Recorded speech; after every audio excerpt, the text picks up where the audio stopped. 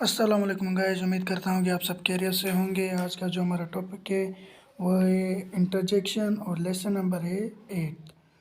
तो ये जो है हमारा लास्ट पार्ट्स ऑफ स्पीच है।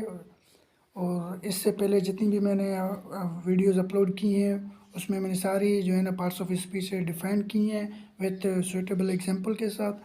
तो आप वहाँ वीडियोस को देखें और पार्ट्स ऑफ स्पीच को समझें। तो शुरू करते हैं आज का हमारा जो लास्ट टॉपिक है पार्ट्स ऑफ स्पीच का। आई होप आप इसको बहुत ही केयरफुली के साथ आप समझेंगे इसको, और मैं उम्मीद करता हूँ कि आपको कोई भी जो है ना सवाल दरपेश नहीं होगा पार्ट्स ऑफ स्पीच के हवाले से। तो शुरू करते हैं। What is an interjection? An interjection is a word which expresses some sudden feeling और इमोशन। इंटरजेक्शन वो लफ्ज़ है जो हमें कुछ सडन फीलिंग यानी अचानक की फीलिंग्स और जज्बात को ज़ाहिर करता है।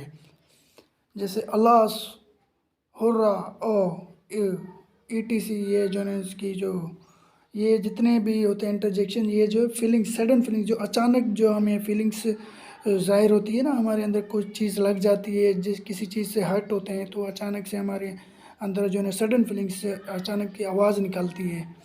तो इस एग्जांपल के साथ हम समझते हैं, hurrah we have won the match. जब हम मैच जीत जाते हैं तो जो है हम सेलिब्रेशन में कहते हैं हुर्रे हमने मैच जीत लिया, ये वो जो भी जो है हम बचपन में जो या अभी भी जो हम रिवॉर्ड हासिल करते हैं या अचीवमेंट्स हासिल करते हैं तो खुशी में हमारा जो वर्ड निकलता है वो ये निकलता है, hurrah we won the match, we got this rank, we got this achievement. इस लफ्ज़ को हुर्रा जो भी है इसको हम इंटरजेक्शन कर कहते हैं। Alas, alas is dead. अब अलास जो कोई मर जाता है या किसी की मरने की खबर हम सुनते हैं तो हमें दुख होता है। वो हमारा क्या दुख होता है? वो हमारी सडन फीलिंग्स होती है, अचानक वाली फीलिंग्स होती है। किसी ने हमें खबर दी जिसको हम सुनकर उदास हो गए, वो हमारी सडन फीलिंग्स होती है। जिसको हम कहते हैं यार कह रहे अल्लाह की रज़ामंदी हो गई, या इस वर्ड के या इंग्लिश में अलास शी इज़ डेड, ये अलास जो होता है वो इंटरजेक्शन होता है। अब हम इसकी टाइप्स पढ़ेंगे कि कौन सी टाइप्स इंटरजेक्शन की होती हैं और कौन सा पेन वाला इंटरजेक्शन होता है जिसमें हम दर्द को ज़ाहिर करते हैं, जिसको खुशी ज़ाहिर करते हैं, वो नीचे हम टाइप्स में पढ़ेंगे। There are 5 types of interjection. इसकी 5 किस्म होती हैं, इंटरजेक्शन की टाइप्स होती हैं। इंटरजेक्शन ऑफ जॉय, ठीक है, इंटरजेक्शन ऑफ सोरो और पेन। सोरो भी जो है ना एक गम होता है और पेन भी, जो भी आप आ जाए कन्फ्यूज़ होने की ज़रूरत नहीं है। Interjection of approval, interjection of surprise, interjection of attention. तो इसको डिफाइन करते हैं number wise. Number 1, interjection of Joy. It is used for pleasure and happiness. ये जो है हम प्लेजर और हैप्पीनेस के लिए यानी खुशी के लिए हम यूज़ करते हैं। इसके जो वर्ड्स हैं हुर्रा, हिप हिप हुर्रे, वाव, इटीसी, जितने भी ये लफ्ज़ हैं, जैसे मैंने आपको एग्जांपल में समझाया था, wow your dress is very beautiful. अब ये क्या खुशी का जो अल्फाज हैं, जब हम किसी की ड्रेस को देखते हैं, किसी की ड्रेसिंग को देखते हैं, हम खुश होते हैं कि यार इसकी ड्रेस बहुत खूबसूरत है, उसकी फिर तारीफ़ करते हैं। तो वाव जो हो गया ना, ये हमारी सडन फीलिंग होती है, अचानक वाली फीलिंग, तो उसकी हम तारीफ़ करते हैं। ये जो वाव हो गया, हुर्रे हो गया, ये हो गया इंटरजेक्शन ऑफ जॉय, जो हम खुशी का इज़हार करते हैं, जो अचानक से हमें खुशी मिलती है या किसी को देख के हमें खुशी मिलती है, उस लफ्ज़ को एक्सप्रेस करते हैं, वो इंटरजेक्शन ऑफ जॉय कहलाता है, जो पहली टाइप है इंटरजेक्शन की। दूसरी, इंटरजेक्शन ऑफ सोरो और pain. It is use to express sorrow और पेन। ये दर्द या गम को ज़ाहिर करता है जो हमें अचानक गम मिलता है, जैसे अलॉस, ओ, जितने भी इंटरजेक्शन होते हैं ये सारे दर्द को ज़ाहिर करते हैं। अलॉस योर फादर इज़ नो मोर, कि आपका जो वालिद साहब है वो इस दुनिया में नहीं रहा। तो अलास जो है ये एक गम ज़ाहिर कर रहा है, एक सोरो ज़ाहिर कर रहा है, जिसको हम अलास जो है बहुत जो हम मतलब ये कह लें कि आप जो कोई मर जाता है तो सबसे जो इंटरजेक्शन ऑफ सोरो होता है वो अलास होता है, यानी किसी के मरने की खबर सुनते हैं तो वो अलास हम लगाते हैं। तो ये जो है इंटरजेक्शन ऑफ सोरो है जो गम को ज़ाहिर करता है। Interjection of approval.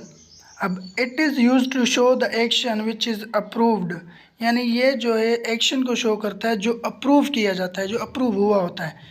Brilliant, wonderful, Bravo, well done, ये अब हमारे क्या है, ये इंटरजेक्शन ऑफ अप्रूवल है, ये अप्रूवल को जाहिर करते हैं। Well done, you have completed your work in time. अब जब कोई बॉस आपको या कोई टीचर आपको काम देता है, आप उसको वक्त से पहले कंप्लीट करते हैं तो क्या अप्रूव करते हैं, यानी उसको मुकम्मल कर लेते हैं, तो टीचर आपको कहते हैं well done, good, brilliant, wonderful. ये क्या होते हैं? इंटरजेक्शन ऑफ अप्रूवल होते हैं, आपको दाद दे रहे होते हैं कि भाई आपने वक्त से पहले काम कंप्लीट कर लिया, ये अप्रूव हो जाता है। इसको जो है अप्रूवल कहते हैं, इंटरजेक्शन ऑफ अप्रूवल कहते हैं। अब interjection of surprise, it is use to show astonishing events, यानी अचानक वाले, हैरत ज़दा वाले जो इवेंट्स होते हैं उसको ज़ाहिर करता है। जो अचानक से सरप्राइज, हम कोई चीज़ हमें दिखी जो हम एक्सपेक्ट ही नहीं कर सकते थे कि ये चीज़ होगी, वो क्या हो गया? सरप्राइज हो गया हमारा। ओ, ए, है, व्हाट, ETC जितने भी होते हैं ये सरप्राइज इंटरजेक्शन होते हैं। What, this news is correct. अब कोई हमने न्यूज़ सुनी जो हम एक्सपेक्ट ही नहीं कर सकते थे कि ये न्यूज़ आएगी, ये न्यूज़ सुनने को मिलेगी, तो हम क्या ज़ाहिर करते हैं? सरप्राइज, एस्टोनिश इवेंट होता है वो, हम यानी हैरत ज़दा की कैफियत में हम उसको बोलते हैं what, this news is correct. ये फीलिंग्स होती हैं हमारी जो अचानक हमें हैरत ज़दा कोई खबर करे। Hey, what are you saying about our character, क्या आप उसके करेक्टर के बारे में क्या कह रहे हैं, क्या बोल रहे हैं।